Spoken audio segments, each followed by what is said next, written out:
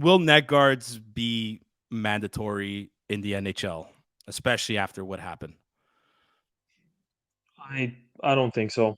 And I know this is gonna sound maybe ridiculous. Um, well, actually, it shouldn't sound ridiculous. The level of skill and the ability that the players have in the NHL is far superior to whatever hockey is being played in England. And no offense to them, I think they'll be the first to say the NHL is not comparable to the Premier League of hockey over there. Um, um, just that's I think the guys just in the Yeah, NHL have a lot more yeah, control. And I think the one standout interview that I don't want to say reassures me because it's safety first. It should be at least brought up into consideration. Players want to wear it, by all means, mhm. they should do so. But when they interviewed Crosby, former teammate of Adam Johnson, uh, he said it was an accident. Yeah. It's just a freak accident. Hockey's been played without neck guards for how many years? It happened once. It's kind of like saying we should stop everybody from driving cars because there was a Well, car accident no, for sure. Well, yesterday this and somebody lost their lives. he's the first tragedy about of with neck injuries due to the skate blade. But man, you could find videos of Clint Malarchuk in '89, the Buffalo goaltender. Like, man, he got Sednick? the Zednik too in 2000. I think it was 2006 or 2008, something like that. Him too, but like both of them came close to bleeding to death. Yeah.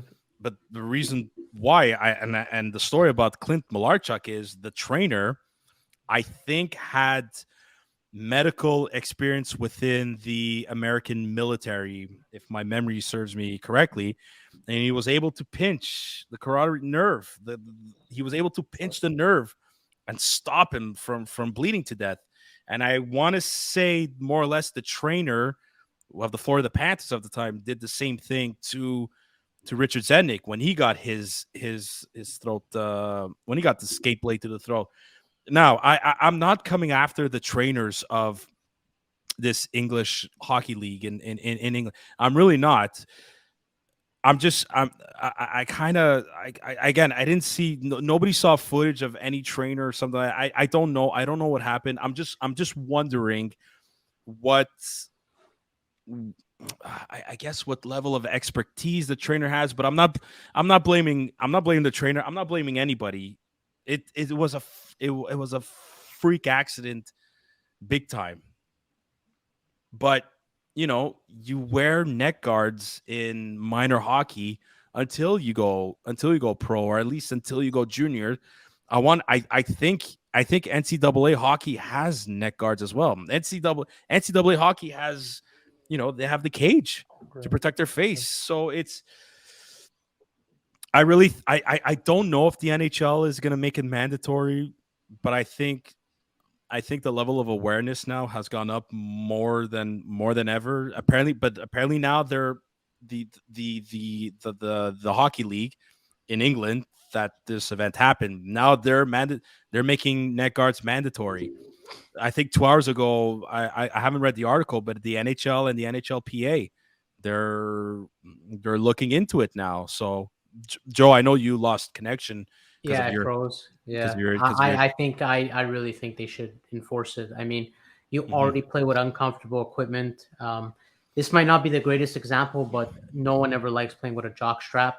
I know it happens more often, Dude. but no, it's true. No one likes playing with it. I know it probably happens more often. You can get hit with a puck there or stick for sure. A lot more happen than slice of the neck, but people are worried they can get hurt there very seriously, so they Yeah. protect themselves. Look at Eric Carlson. When he got Mhm. injured in his Achilles, they Yeah. had talks. I don't know if they ever enforced, but they had talks about wearing like a protective gear so you don't get cut where your Achilles tendons are. Yeah. So It's true. I don't think those are comfortable equipment, to be honest. So I don't know why people would complain about wearing a neck guard, and it's not the first time it's happened. To me, it's you're talking about the third. We've given three examples. To me, already one's enough, and the fact that it will result in a death, Yeah. I don't know. The other two, like Sam said, you needed a trainer to pinch the right nerve to stop the bleeding. If that doesn't happen, well, you're looking at at least another death or another 2 deaths. I think it's already way too much. I think you shouldn't enforce it. People got used to wearing visors, where at the beginning, I don't think people Yep. wanted to wear visors. That's They true. all wanted to be without it. They got used to it. I think it's another piece of equipment. It's better for safety.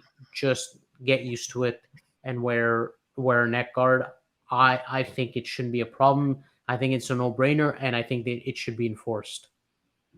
Yeah, and I think some hockey company out there now, if they're gonna make these, excuse me, these undergarments, they're probably gonna see if they could integrate some type of like plastic or protection, something that could be comfortable enough to wear them. And like, look, I'll be frank. Mechanic, Well, turtleneck. before we get to Plekanec, well, hold on. Like, okay, since No, we're on the subject, I'm saying his freaking col roulé, his turtleneck. but did he Something wear? like that. That's something I'm wondering now. Like, did he actually wear that purposely because I don't want to wear a neck guard, but at the same time too, I want to have at least something to protect. I don't know what the right word to use is. Like, did he or did he just like the style? I mean, who knows? Only he could answer that. But like, it's funny. He just announced his retirement from hockey. Congratulations, Thomas Plekanec. And like, he shared our tribute to him on his Instagram story, which made